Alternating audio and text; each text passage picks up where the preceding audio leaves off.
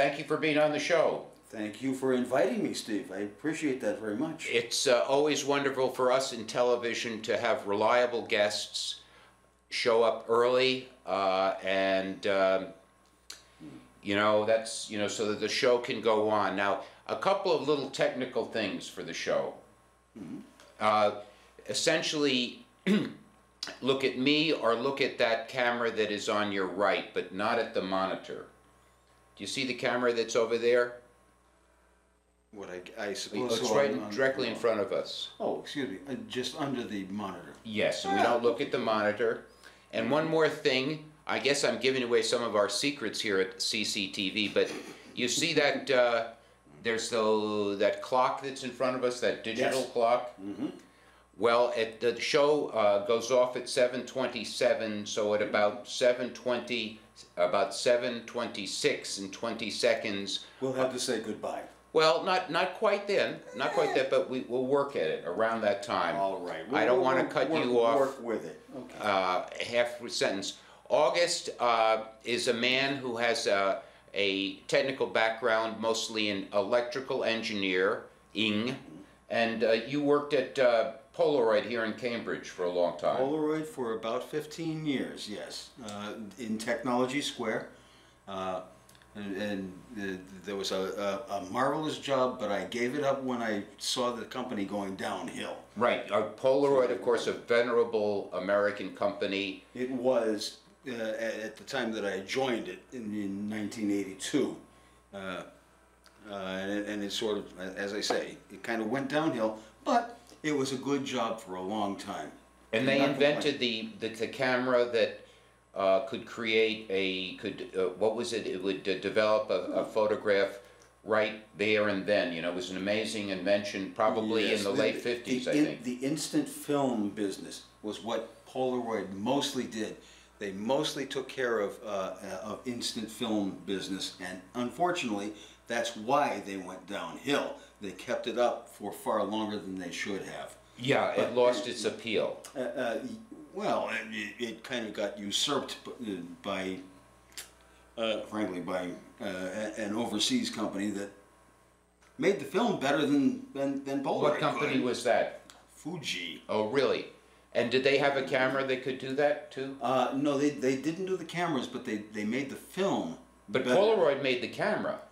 Polaroid made many cameras that would use the instant film, and they were very good at that. And frankly, probably that's why the company went downhill, because they kept on looking for ways to burn the instant film rather than what they really should have been doing, which was doing the electronic imaging business, which they could have come up with in the 1990s.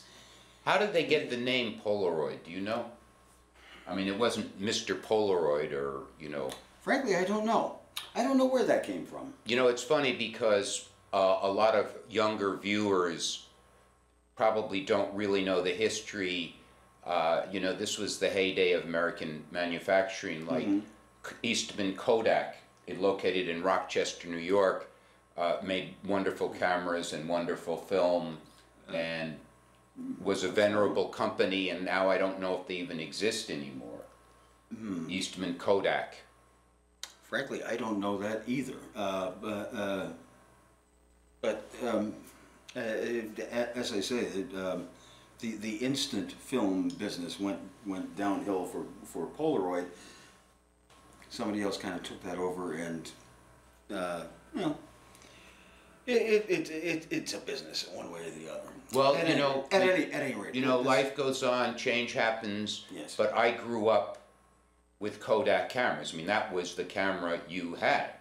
You know, people didn't in this country. People really. I mean, I suppose real expert camera people or photojournalists might have other cameras, but the average person, the middle American, would have a Kodak camera, right? That was it. If not a Kodak camera, at least Kodak film. That's true.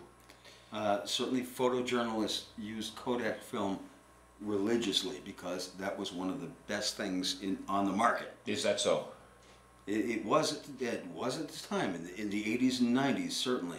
It was, oh shoot, 70s, 80s and 90s. Right. It was the best stuff to do your photos with. Now into the 90s, and this is where Polaroid kind of went downhill. Started turning into an electronic, digital photographic industry rather than images on film. You think they should have stuck to the film? No, I think they should have gone with the electronics. Okay. And that's what they failed to do, and that's why the company went bankrupt in the late 1990s. Right. My father But was... at any rate, I really don't want to get into that because I left the company in 1995, and It's history, ancient history. it's history as far as I'm concerned. Anyway. Right, right. And we don't want to turn this show into Joe Franklin's memory lane, which you probably don't remember. But, you know, you asked, the last time we spoke, you know, I think I've kind of re-examined my position about tobacco, and I am kind of pro-tobacco. You know, I am pro-smoking. And I'll tell you the reason for that. Okay. For my own life, I think that tobacco has been a good friend for me, and it has helped me in times of anxiety, helped me in times of depression, helped me in times of stress. It has been a great pleasure for me, you know, to have a cigarette and coffee, or to have a cigarette and a drink, or to have, you know, a cigarette and when I'm working. So, you know, I don't think I am simply anti-tobacco, anti-smokers. I think I am pro-tobacco. I think for many people, it is a blessing. Oh, okay. I can understand that. I have been in very similar situations. I always have loved having a cigarette with my first cup of coffee in the morning, and certainly with the first beer of the evening. Right. And for that reason, I certainly understand that idea. Cigarettes go along with certain social activities that way, in a way that other things really don't. Well, certainly literature, particularly, let's say, in the 20th and 19th centuries, you know, the great writers, certainly, as one writer put it, tobacco is the handmaiden of literature. So, I mean, certainly you have Mark Twain, any of the great writers. I mean, Mark Twain comes to my mind, John Updike, Thomas Mann. These were all great smokers. Tolkien was a big pipe smoker. Bertrand Russell, a very heavy pipe smoker. Of course, he was known more for his philosophical and mathematical musings than others. But I mean, so where am I going with this? I mean, this is another area that tobacco seems to have really facilitated some great productivity and creativity. Creativity especially, artistic creativity, you're absolutely right. Somehow or other that does fit right in with artistic abilities. You're far ahead of me on bringing up names that way. That is really impressive.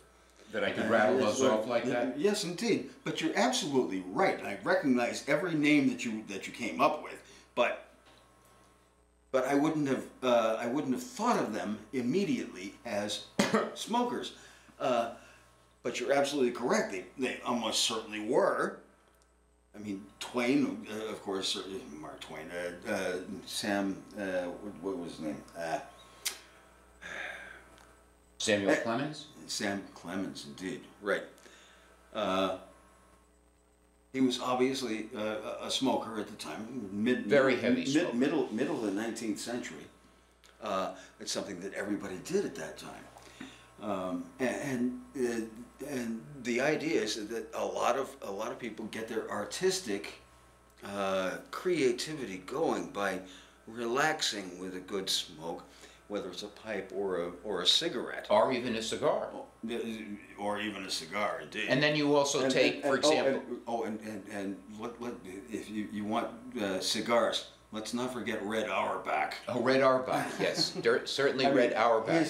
His trademark was a cigar. A victory cigar. While he was coaching. A victory cigar. Yes, a victory cigar. Did he have a defeat cigar also? I'm not sure about that. I think he also had a practice cigar. What does that mean? A practice cigar, really? When he was actually coaching the team, I'm certain that sometimes. And also tobacco. You know, Sometimes it's he would interesting. do that. Tobacco also figures very much into the life of a soldier. You know, in the trenches, killing the boredom, killing the stress, reducing your appetite so that if you can't get food, you can smoke a cigarette and go much, much longer without eating. I haven't been there myself. So I don't know whether that's actually the case, but I would certainly think it is. I know for a fact that being able to smoke a cigarette when you have nothing else to do is a wonderful way to pass the time. And you know, Certainly so not. I also, there's so many areas that tobacco has been very important. Like I have an interest in polar exploration. Okay. Yes. That means I can rattle off some of the names in polar exploration. Would you like me to rattle a few names off? Okay. How about was it William Byrd, I believe? Well, that's right. That's Admiral Byrd. Admiral. I guess I don't know his first name, but I think it was William. and then the most famous two actually probably are John Falcon Scott and Ernest Shackleton. Shackleton, indeed. Yes. And they were both smokers, and on their polar explorations, one of the very, very important constituents of their supplies was a tremendous amount of tobacco, because their men had to be on these ships for, maybe a year in the ice in Antarctica, and they had to get along with one another. They had to pass a lot of time. They had to go without many, many of those amenities that we find in civilization. And tobacco was one of the things that enabled them to do that. One of the things that made them coherent together, basically. One of the things that made them socialize in a certain way.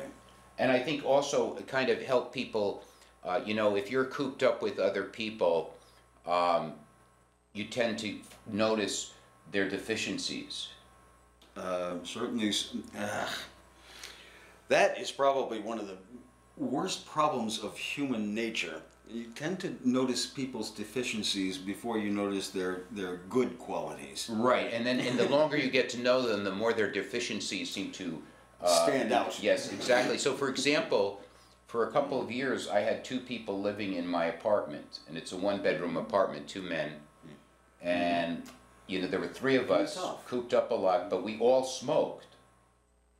So, I think we were able to live in a very close situation. Partly because you could share the smoking experience. It was smoking, but not only that, but I think, the American Indian felt that smoking eased the passions, and, if you were annoyed at someone or you were angry, you could share the pipe. When you had been at war and you decided to make peace, guess what? Bring out the peace pipe. Exactly, and I think, there's a physiological difference, and I think intentional about that. We were able to live cooped up for 3 years, and we didn't kill each other.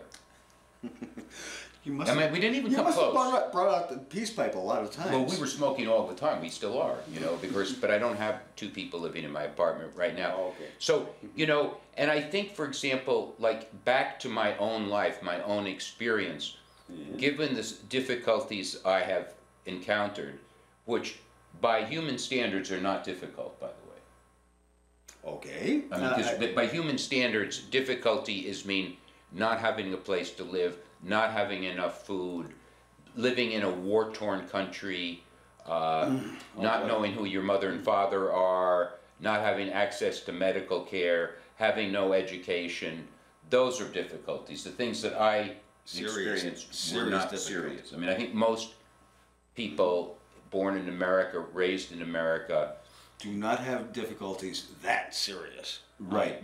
Many of the difficulties are difficulties that we create in our own minds. To a large extent, I'm sure that's true,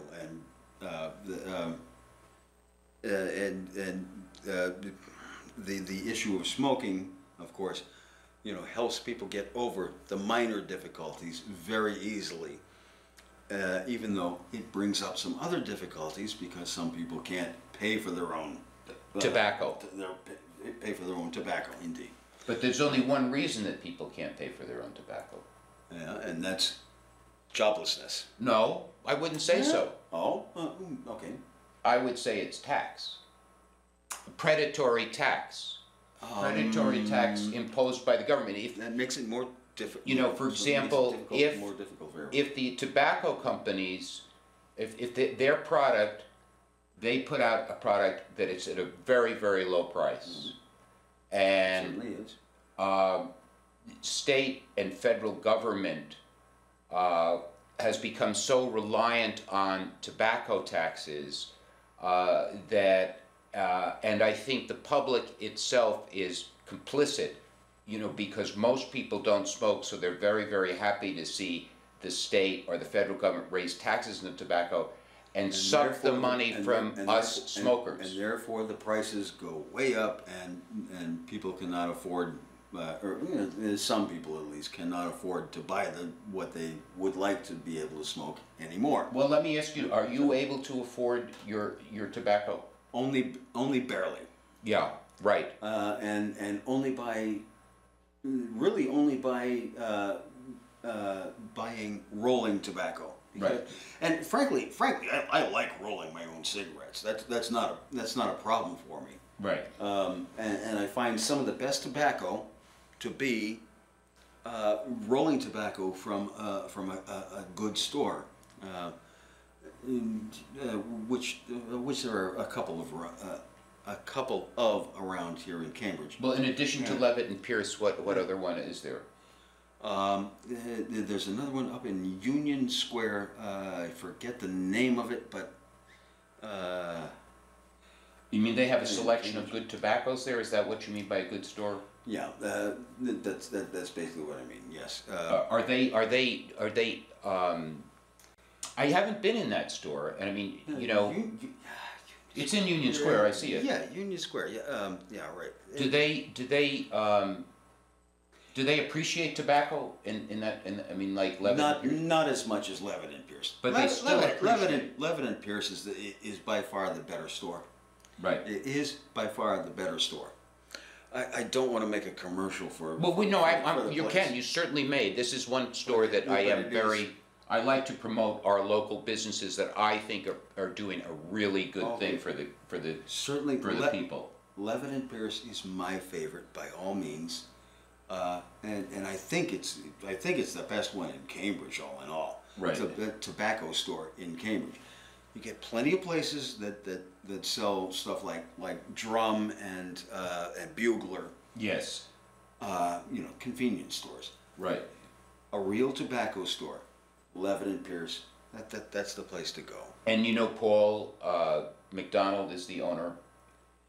I'm not sure I've ever met him, actually. Well, people actually go into Levitt and Pierce. I'm probably, and they can buy tobacco very cheaply, because thankfully, the taxes on roll your own tobacco, the federal and the state taxes, thankfully, are still reasonably low. As far as I know, they're almost nil. Well, no, they're not almost nil by any means. If you go to Levitt and Pierce and you buy tobacco, roll your own tobacco, I think 50% of the price is tax. Okay. I think so. Yes, I do. But I'm not.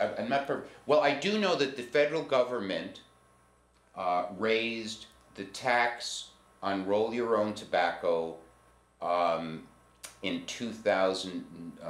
It's either 8 or 9. 9, I think. Yes. They raised the tax on roll your own tobacco from, I think it was from $1.10 a pound to about $25 a pound. That would probably be about right, because I know it's still by the ounce. The price is still very, very low. But it doubled the price. It probably did. So that was one of the largest prices. Buying an ounce of rolling tobacco is still far, far cheaper than buying pre-rolled 20 packs of cigarettes. Right. It is far lower than that. And frankly, it's been a long time since I've done pipe tobacco. I did that a little while in my college years, but I haven't for a long time, so I don't know how the prices on that, on pipe tobacco. They're still cheaper than commercial cigarettes. Undoubtedly so, yeah. But there are people certainly in the federal government, who would like to see the prices on roll your own on everything go way up. Yeah, undoubtedly. And I mean, what do you think of that? I mean, what do you think of that type of taxation? Look, the taxation on pre-rolled cigarettes is already completely effusive. It's completely obnoxious. Would you say it's predatory? That's the term I use. That's not a bad term. I mean, in New York City, do you know what the tax is on a package of commercial cigarettes? New York City. No, I certainly don't. The taxes on a package of commercial cigarettes in New York City are $8.50. That's the taxes. And that's in addition to whatever the commercial companies such as Winston Reynolds, what they already charge, which would be which would only be $5. Yeah, they make less than the city and the state and the federal government. Yeah, much less on as their profit. But you know what bothers me is there is a lot of talk in this country about fair taxation and everyone paying their fair share. I mean, among certain people, there's talk of that. You've heard that probably. Oh yeah, I've heard too much of that from Donald Trump in the last couple. Well, of let's say Donald Trump aside, I think, for example, President Obama has often talked about, let's say, the rich paying their fair share, the 1%. But I find it very disturbing that most Americans, the American public, seems to be quite cool with taxing the hell out of smokers. You know, that minority that smoke. Absolutely. And that's really a problem because a great majority of the people who do smoke are not big earners in the first place. They are not among that 1%. Right. They are not even among the upper 10% of wage earners. And yet the public seems to be very happy with taxing smokers. With the idea of taxation of smokers. It's a sin tax, so to speak. Well, there is only one sin tax. I'm sorry. There is only one sin tax. Well? Tobacco. There's no other sin tax. Oh no, there's another tax on alcohol. But it's very small. They have not raised it to... Relatively small. They have, I know. But in other words, what does that say? What I'm trying to get at is, what does that say about the public? That they are very happy to let the government prey on smokers. In general, that's absolutely true. The public and in general, as long as they don't have the same habit, are perfectly willing to let the government tax the people that do have the habit in order to raise funds for the government, of course. And to save them money, because they know if they tax smokers, that their taxes will be less. Taxes on their income will be less, can be less. Or on the products they buy. Can be less anyway. It doesn't really work out. We're that getting way. close to the end. Could you Yes, we tell me are. what tobacco means to you? What it means to me, it means a little bit of relief every once in a long while. I only smoke a couple of cigarettes a day. Oh my gosh. Yeah, I am not a heavy smoker by any means. I used to have a pack a day habit. For about a quarter of a century I did. But I don't anymore. And as I say, I only smoke a couple of cigarettes a All day. right, listen, So thanks for being on the show.